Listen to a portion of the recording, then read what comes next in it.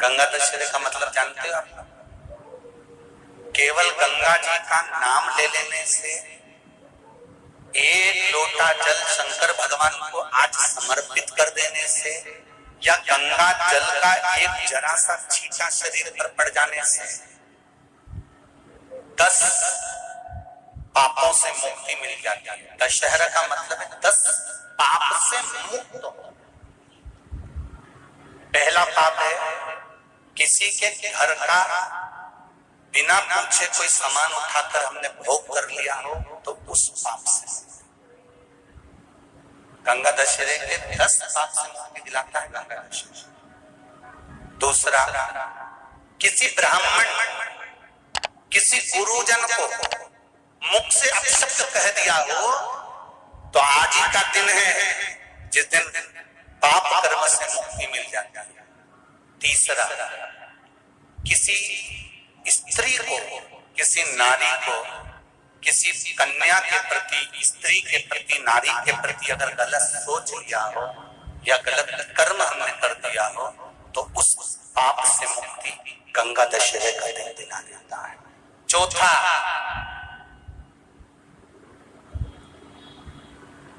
रजो धर्म धारण करने वाली नारी, रजस्वला स्त्री के हाथ का बना हुआ अगर हमने भोजन ग्रहण कर लिया है, तो आज गंगा दशहरे का दिन ही ऐसा रहता है जिस दिन उस पाप से हमें मुक्ति मिलती है।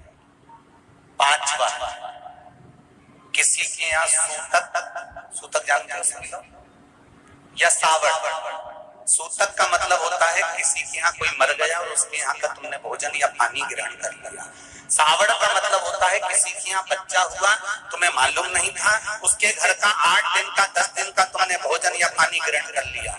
सूतक या सावड़ का भोजन या अन्न पानी ग्रहण कर ले, तो 5वें नंबर का गंगा दशहरे का वर्णन करता है कि 5वां पाप, इस पाप से भी लोगों को मुक्ति मिल जाती है। 6ठे नंबर का वर्णन आया, किसी मंदिर की जगह पर या धर्म की जगह पर अपना कब्जा कर लिया हो या धर्म की जगह को अपना बना लिया हो, तो उस पाप से मुक्त होने का एक साधन 6ठे नंबर का। 7वें नंबर का, झाड़ू लगाते समय, बुआरी लगाते समय छोटे छोटे जीव झाड़ू के नीचे मर जाते हैं, तो उसके पाप से मुक्ति गंगा दशहरे का दिन दिला जाता है। 8वें नंबर का, 8वें नंबर, जिस समय हम भोजन ग्रहण कर रहे हो और हमारे दरवाजे पर कोई व्यक्ति आकर बैठा हुआ है और हमने उसको भोजन का नहीं पूछा या उसका मुख झूठा ना कराया, तो उस दोष से वंचित हो जाए, उस दोष को समाप्त कर दे, तो गंगा दशहरे का।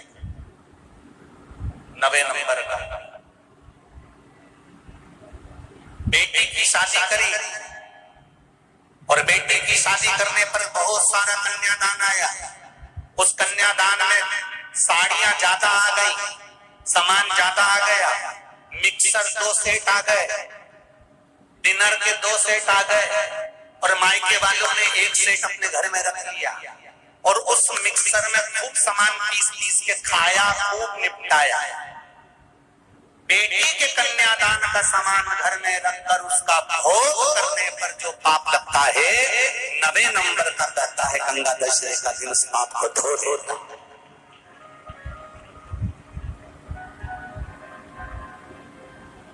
10वें नंबर का महाराज, यदि किसी तीर्थ में जाता हमने कोई गलत काम करा होता है, तो गंगा दशहरे का ये आज का दिन हमारे पाप को वो धो देता है। ये गंगा दशहरे के 10 पाप को धोने के लिए मात्र एक दिन है गंगा दशहरे का दिन। आज के दिन जो शिव जी को जल चढ़ाता है, शंकर भगवान कहते हैं भले उसने उसमें गंगा जल डाला नहीं डाला, पर मेरे ऊपर जब जल चढ़ाता है, शिव जी कह देते हैं आज के चढ़े हुए जल को मैं गंगा जल बना देता हूं। आज गंगा दशहरे का खूब भजन करो, दान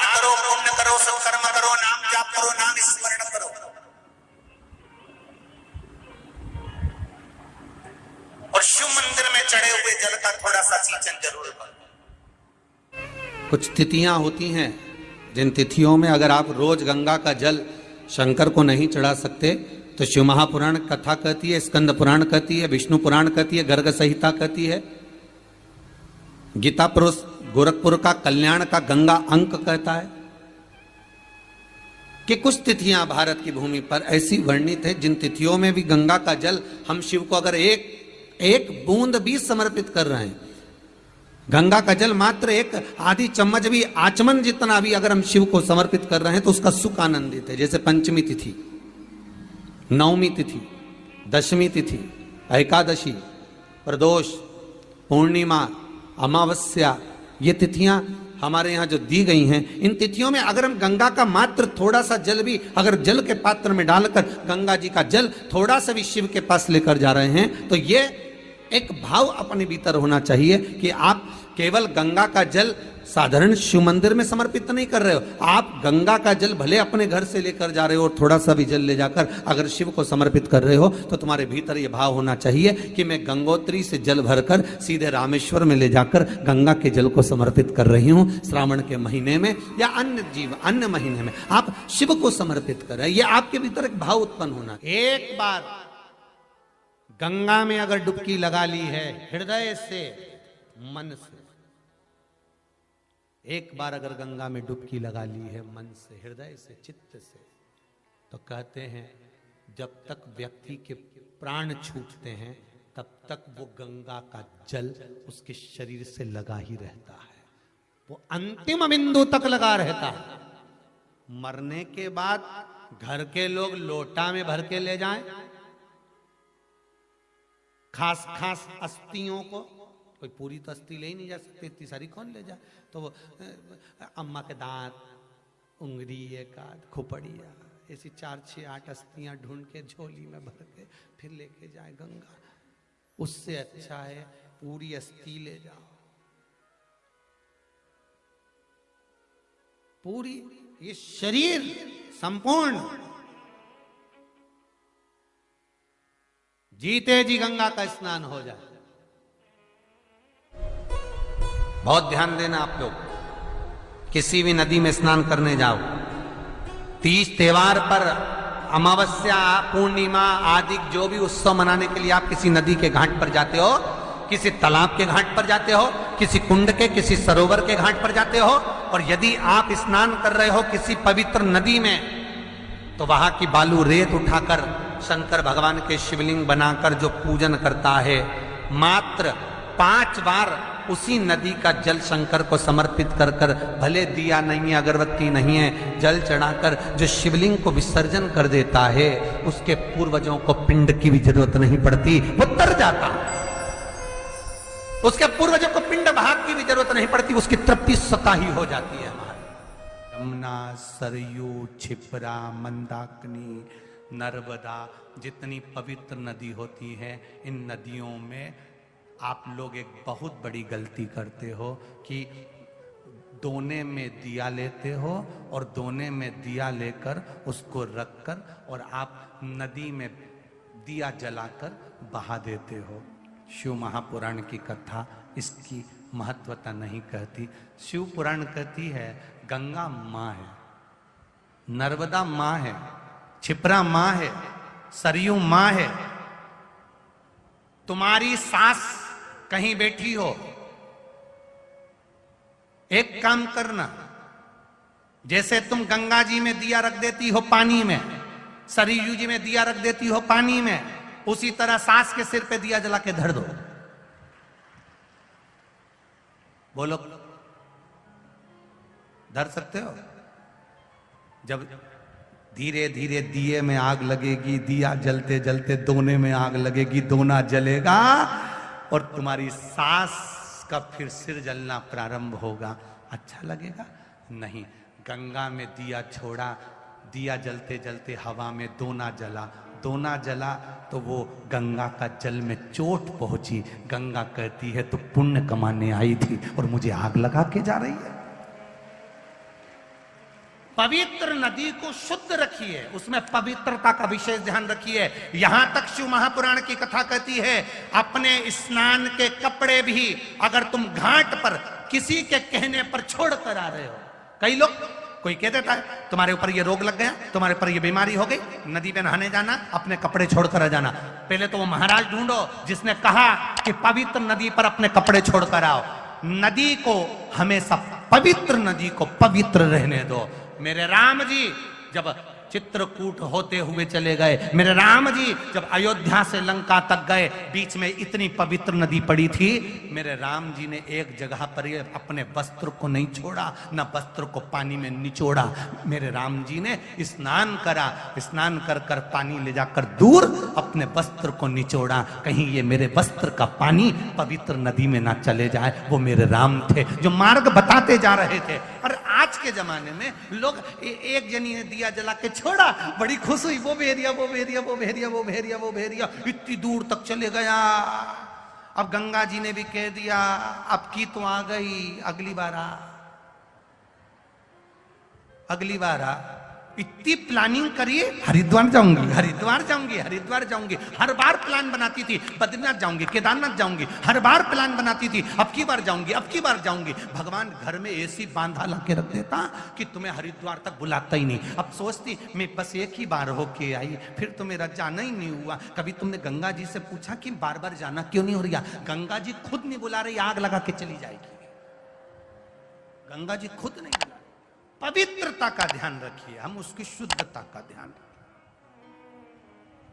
हमने गंगा, यमुना, सरयू, सरस्वती, क्षिप्रा आदि को कैसे कैसे पवित्र रखना। आप में से कितने लोग हैं जो नर्मदा नहाए? आप में से कितने लोग हैं जो गंगा नहाए? आप में से कितने लोग हैं सरयू नहाए? कहीं ना कहीं किसी पवित्र नदी में आप लोगों ने स्नान जरूर करा होगा। बोलो करा कि नहीं करा? जितने लोग कथा सुन रहे हैं उनने भी करा होगा, जितने फेसबुक यूट्यूब पर सुन रहे हैं उनने भी करा होगा। किसी ना किसी पवित्र नदी में आपने, हमने, सबने स्नान करा होगा। अब स्नान तो हम कर लिए,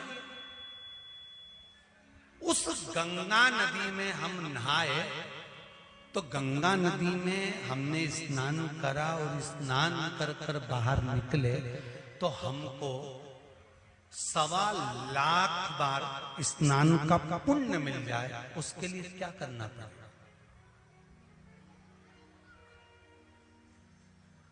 एक डुबकी लगाए हो महाराज और कह रहे हो कि 1.25 लाख डुबकी का फल चाहिए, तो क्या करोगे? 1.25 लाख डुबकी का फल पाने के लिए क्या करना पड़ेगा?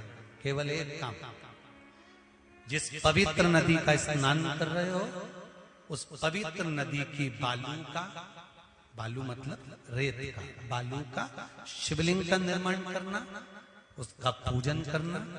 पूजन कर कर जो बत्ती जोड़कर 108 बत्ती बनाई है, पूजन कर कर एक दिए में वो बत्ती, उस जो बालू का शिवलिंग बनाया है, पार्थिव शिवलिंग का निर्माण करा है, जो तुमने किसी गंगा, सरयू, नर्मदा, क्षिप्रा, मंदाकिनी, नर्मदा आदि पवित्र नदियों के तट पर स्नान करते समय तुमने जो शिवलिंग बनाकर पूजन करा है, उसके सामने वो बाती को जला देना, उसी से आरती उतार लेना, वो बाती वहां लगाकर छोड़ देना और छोड़ने के बाद उस शिवलिंग का फिर विसर्जन कर देना। विसर्जन कर कर उसी जल को अपने ऊपर छींट लेना। 1.25 लाख डुबकी का फल एक ही क्षण में प्राप्त होता है। इसको लक्षेश्वर महादेव कहते हैं।